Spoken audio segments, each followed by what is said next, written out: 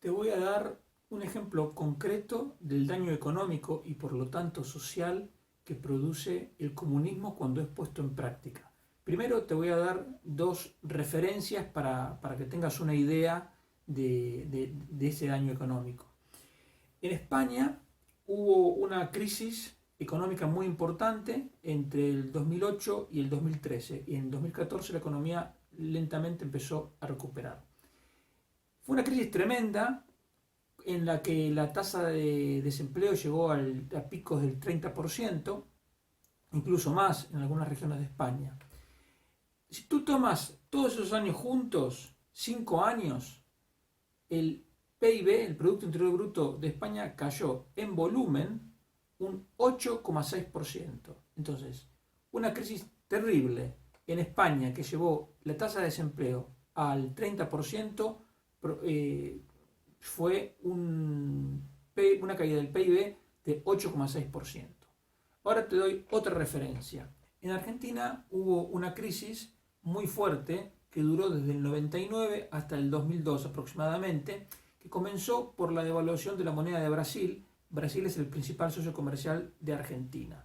Luego hubo varios errores de política económica, intervención masiva, se desconocieron los contratos, los depósitos en dólares se transformaron a pesos a un tipo de cambio artificial que era bajo, se transformaron los depósitos a 1,40 cuando el tipo de cambio en la calle estaba a 4 pesos y un montón de barbaridades más. Esa crisis que, insisto, fue terrible y yo recuerdo haber visto gente durmiendo en la calle como no había visto nunca, concretamente en el año 2002, fue una caída del PIB del 18%.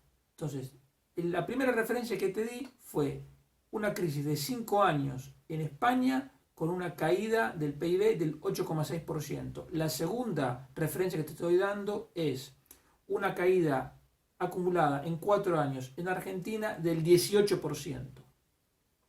Bueno, en Venezuela, ahora se está produciendo, o sea, en el 2021, el octavo año consecutivo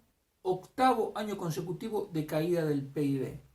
Tú miras cuánto cayó el PIB acumulado en estos 8 años y es una caída del 78%. Es algo inimaginable la destrucción de producción, de inversión, que significa una caída del 78% porque, insisto, conozco lo que es una crisis de una caída del 9% y una del 18%, pero esta es del 78%.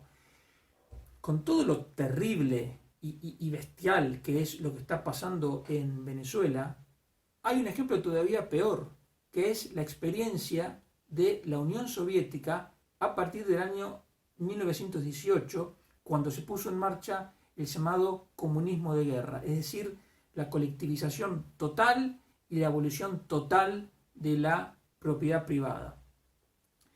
En 7 años, es decir, en un año menos que en Venezuela, la producción industrial cayó un 80% en Rusia, en la Unión Soviética. Pero además, la producción agropecuaria se desplomó de tal manera que se produjo una hambruna en la cual murieron 10 millones de personas. La población en San Petersburgo, que en ese momento la llamaban Petrogrado, cayó un 75%. La población en 2 años, entre el 18 y el 20, cayó un 75%. Unos porque morían de hambre y otros porque preferían irse al campo porque tenían más probabilidades de encontrar algo para comer. La población de Moscú en esos mismos años cayó a la mitad, una vez más, unos por muerte, otros porque se iban al campo. Bueno, y obviamente tanto en San Petersburgo como en Moscú también muertes por represión. ¿Por qué el comunismo es tan destructivo de la actividad económica? Esencialmente porque desconoce la propiedad privada. Y cuando no hay propiedad privada, por un lado, no hay incentivos para producir, pero tampoco hay posibilidad de intercambios. Es decir, si no hay intercambios, no hay mercados. Si no hay mercados, no hay precios. Y si no hay precios, es imposible hacer cálculo económico. Si si tú eres un empresario o incluso la oficina de planificación estatal quiere saber qué producir, tiene que decidir qué producir, si no tiene precios no lo puede hacer, porque tú no puedes comparar distintos costes si no tienes precios. Entonces da lo mismo producir un puente con madera o un puente con hormigón o un puente de plata y oro, porque como no hay precios, no sabes qué es más conveniente, qué material es más conveniente. En definitiva, entonces el comunismo provoca una caída bestial de la producción por un doble motivo. Primero, porque quita todo incentivo para producir. ¿Para qué voy a producir si luego me lo van a quitar? Y en segundo lugar, porque la producción se decide a ciegas, es decir, no hay precios, no se puede hacer cálculo económico, por lo tanto los recursos que quedan disponibles se asignan mal. Y al final, esa caída de producción termina generando un daño económico terrible. En la Unión Soviética, de hecho, luego de esa experiencia, tuvieron que suavizar el comunismo y aplicaron lo que se llamó la nueva política económica, donde se introducían algunas tímidas reformas de mercado, pero suficientes como para que la economía pudiera recuperar un poco. Y en adelante, lo que empezaron a hacer los planificadores soviéticos fue utilizar los precios que había en Occidente para poder calcular ellos de manera equivocada, de todas maneras, porque los precios que había en Occidente no se correspondían con la dotación de recursos que había en la Unión Soviética, pero bueno, los tomaban como referencia. El comunismo es la mayor arma de destrucción económica que ha inventado el hombre.